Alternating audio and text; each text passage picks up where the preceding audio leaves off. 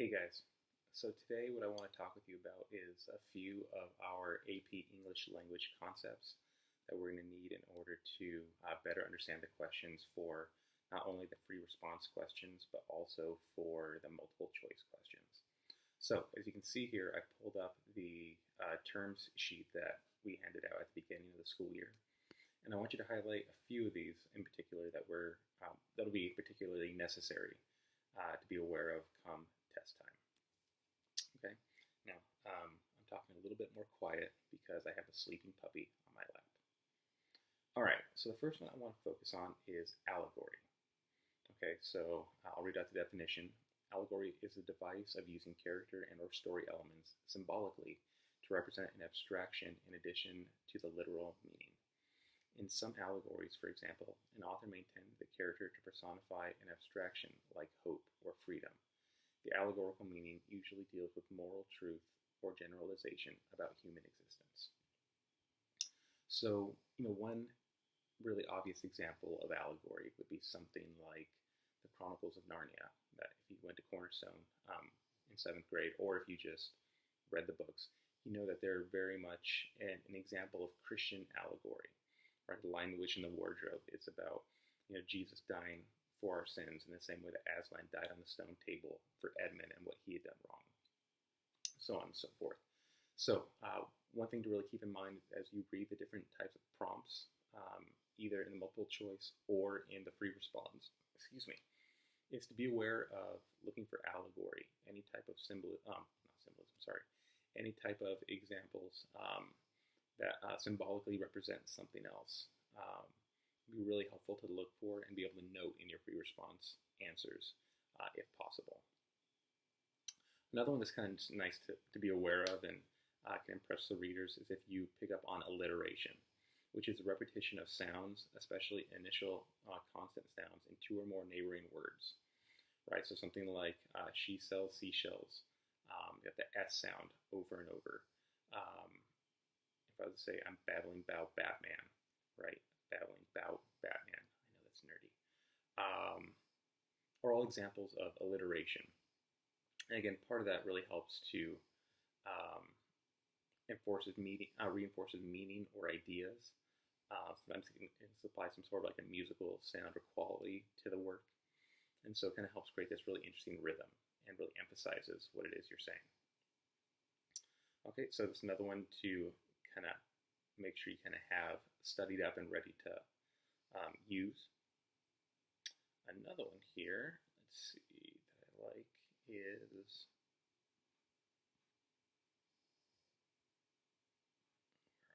colloquialisms. Now these are the use of slang or informalities in speech or writing, not generally accepted in formal writing. Colloquialisms give a work a conventional, familiar tone. Colloquial expressions in writing include local or regional details. So one example would be, if you've read The Adventures of Huckleberry Finn, or maybe even The Adventures of Tom Sawyer, right, that so much of the actual writing itself is in their colloquial language, right? So it's very much not grammatically correct. Oftentimes there's either run-ons or there is just fractured sentences. When we write like that in fiction, it's not necessarily considered wrong if you're using it as a way to communicate the colloquialism of the speaker. Does that make sense? So something also to keep in mind as you're reading to be able to add into your free responses as need be.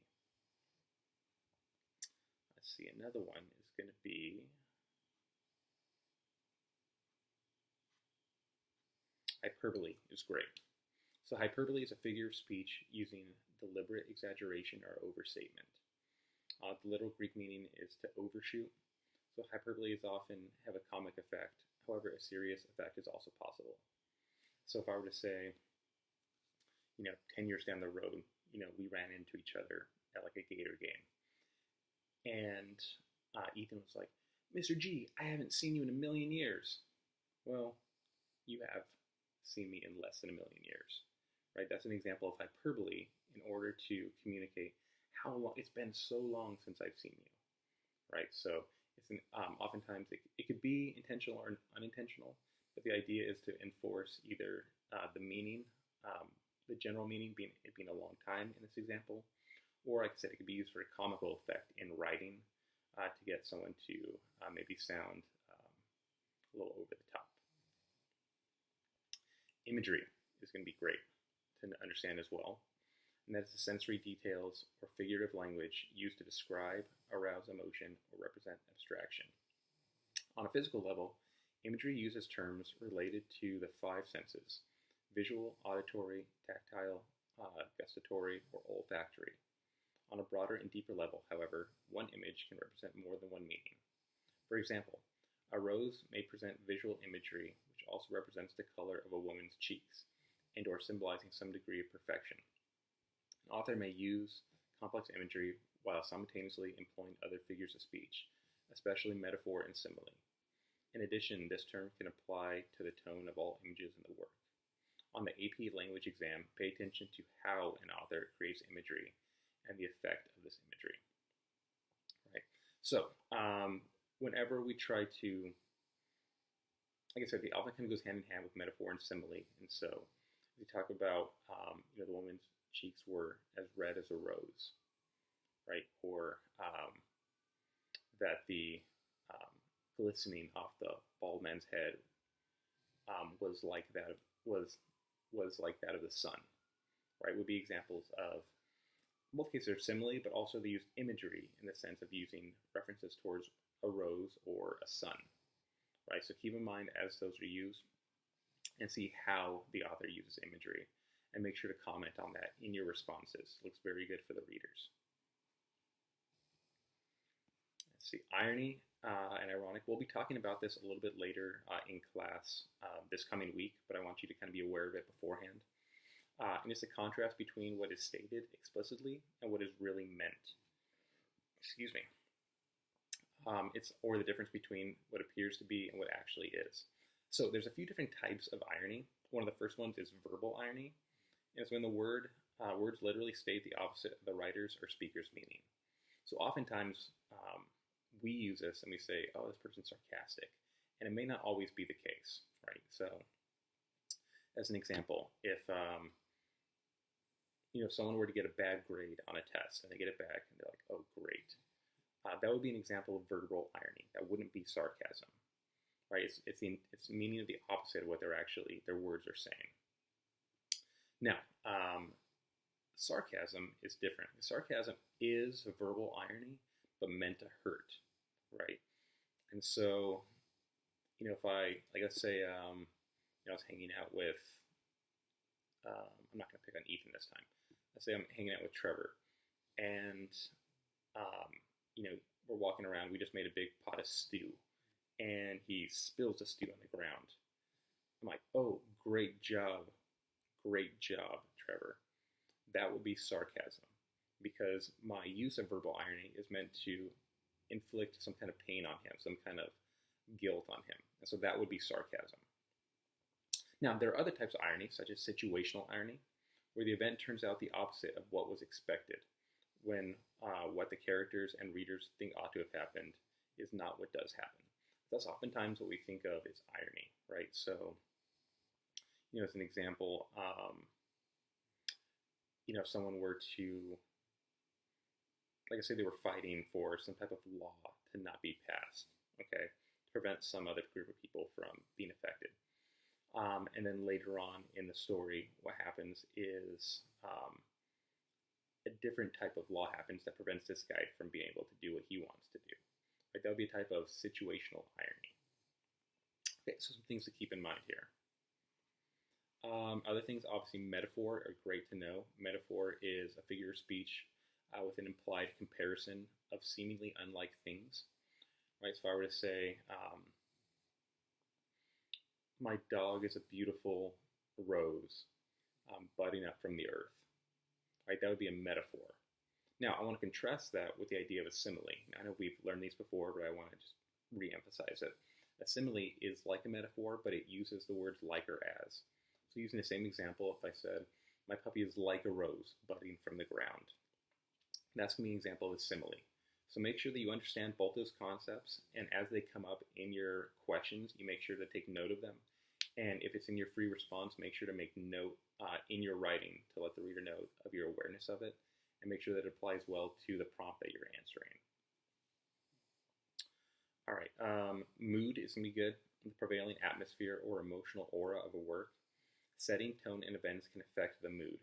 So mood is similar to tone and atmosphere, and we'll talk about it a little bit more when we get to tone. Oxymorons are great. Something to keep in mind. Sometimes we're so used to them that we don't quite pick up on when they happen. But it's from the Greek word for pointedly foolish. An oxymoron is a figure of speech wherein the author groups apparently contradictory terms to suggest a paradox, right? So if we think of stuff like jumbo shrimp, or cruel kindness, right, or Indian food, those can be examples, maybe not the last one, of onomatopoeias, of oxymorons. They are able to combine two opposite phrases in order to make some kind of statement. Now, onomatopoeias are good to know because they are essentially the words used or figure of speech used in order to make to display whatever sound kind of happens, right? So if in a story you hear the crack of a whip, right, or you hear the buzz of a bee, or the hiss of a snake, or the murmuring of the crowd, those are examples of onomatopoeias that they are supposed to represent the natural sound that comes from somewhere and use it as a word. Puppy's about to wake up. Okay, paradox. Great things to know as well. A statement that appears to be self-contradictory or opposed to common sense, but upon closer inspection contains some degrees of truth or validity. So, the beginning of Tale of Two Cities, right? It was the best of times, it was the worst of times. It was a time of peace, it was a time of war. It was the age of reason, it was the age of, I can't remember the rest, but it's a whole list of paradoxes that initially sound wrong, but as in further inspection you see the truth on both sides of them. Let's see. Personification is great to make sure to know. A figure of speech in which the author presents or describes concepts, animals, or inanimate objects by endowing them with human attributes or emotions. Right, so if I were to say, my puppy sang the sweet song of the sirens. First of all, that's alliteration, because I'm a natural poet. And secondly, it is personification, because a puppy can't literally sing. Right, or if the clouds strode on by throughout the day would be personification. Because clouds don't literally stroll in the same way that a person would stroll. Right, so that's another great example. The moonlight danced through the field. Personification. One thing to be aware of, and I'll let you read through this yourself, but make sure you understand whenever you're given a prompt, especially if it's something you have to read, that you understand what the point of view is. So who's writing it? Is it first person? Is it third person? Is third person omnipotent? Is it, that means that's third person that seems to know everything about everyone? Is it third person limited? Does the third person seem to have only a limited understanding of the people and what's happening? Excuse me. So make sure to keep that in mind. Let's see. Satire is great to know. It's a work that targets human vices and follies on social institutions and conventions for reform or ridicule.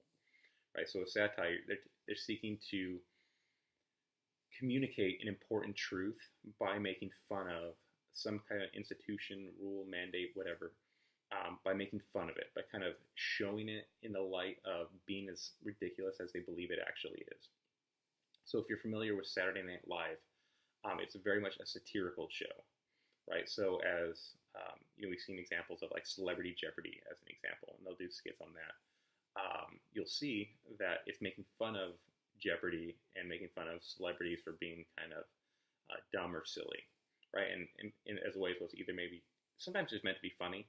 Sometimes with satire, it's meant to show the ridiculousness of something, and thus it's necessary for change. Let's see here. We're also going to use symbol and symbolisms are great. Things that represent or stand in for something else. right? So when we talk about the idea of symbols, like the example, the Star of David, right, is supposed to be a symbol for, at this point now, it's a symbol for the nation of Israel. Sometimes we use, examples from nature. So one example here is like, at the dawn, right? Dawn in the morning can symbolize beginning of new hope, right? Because it's the beginning of the day. A rose symbolizing love, a tree symbolizing knowledge. The skull and crossbones symbolize poison. Right? Those are all examples of symbolism. Let's see, what else? Theme is really important. Make sure you are able to identify the central ideas or message of a work and how it actually applies to life, right? So oftentimes authors will employ a theme, right? So as we look at, as an example, what we're going through right now, The Great Gatsby, so many themes are ones of love. There are themes of the fickleness of money and power and wealth. There is themes of power, of greed. Right? So those are all different themes throughout a work. So make sure as you're reading through your prompt, you kind of see what kind of themes are able to come up and address those. And lastly, that we're going to touch on for right now is tone. And tone is similar to mood, and tone describes the author's attitude towards his material, the audience, or both. Tone is easier to determine in spoken language than in written language. So one of the things that first comes to mind is when we read Pride and Prejudice, right? As we read through it, oftentimes what we can pick up from Jane Austen, not necessarily from the characters, but through Jane Austen and her writing throughout the entire piece, is that she has kind of like a snarky kind of tone to it, right? That there's some sense of sarcasm, some kind of biting form of writing that makes fun of the social elite, that makes fun of the class system that was heavily prevalent at the time, that makes fun of gender issues. Right? All those things kind of tie in to create the overall tone of her writing. Right? So make sure it's something we look for when it comes to your prompts. All right, so that's all I have for you for today. Please make sure to, if you've come to this point, you've already watched it. Watch it again if need be. Take some notes and make sure to study this resource packet. If you need to look at it again, remember it's on the website. If you scroll a little bit down, it'll be in the glossary terms. So make sure to look over that as well. All right, and I'll be sending out an email shortly to determine the time we're going to use for our final practice test on Monday. All right, so you guys have a good rest of your weekend, and I will see you on Monday.